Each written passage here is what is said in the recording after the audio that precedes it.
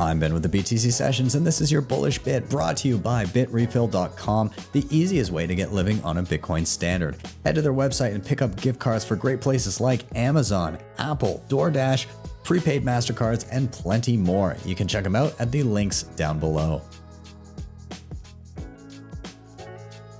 It's quite extraordinary, the experience of diving down the Bitcoin rabbit hole, and it does change you. A recent phrase that really resonates is Bitcoin doesn't change, but you change. And so many things start to suddenly make sense where they didn't make sense before.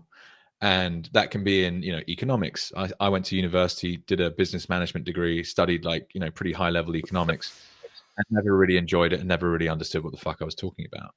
And suddenly I'm reading about value as subjective and the Austrian School of Economics, the most saleable good. And you're like, holy hell, this actually makes sense. What the hell's going on? And shout out to the Wizard of Oz, actually. So one of the founders of a event here called the Bitcoin Bush Bash, which I first went to probably 2021. But all the lockdown craziness was going on. And basically 3 friends got together and said, look, let's bust through the state borders when they open and have a meetup and talk about Bitcoin in the middle of nowhere. And they put it online. And before you know it, they had 30 people in a tiny town in New South Wales. Is that right, Dale? Murrurundy's when it started? Yes. That's the first location. Yeah. And I went to one then in Victoria, which is down in Melbourne. But he makes the great point, which is that Bitcoin is a Bitcoin social layer. So the network itself is nothing without the people that use it. And what's extraordinary is how, as you use it, you change.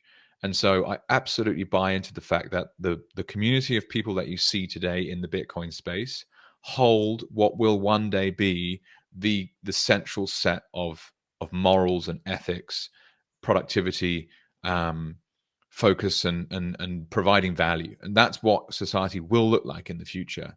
And you only get to realize that when you look at how inevitable Bitcoin actually is.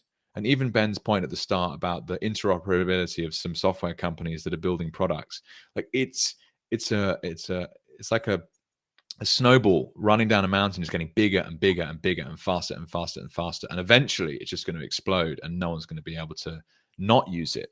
And a big part of that is how it affects us as people. And we feel better. Like we're more optimistic, we're more fun, we're more relaxed. And it's like, bring it on, basically. So yeah, very bullish. I love that.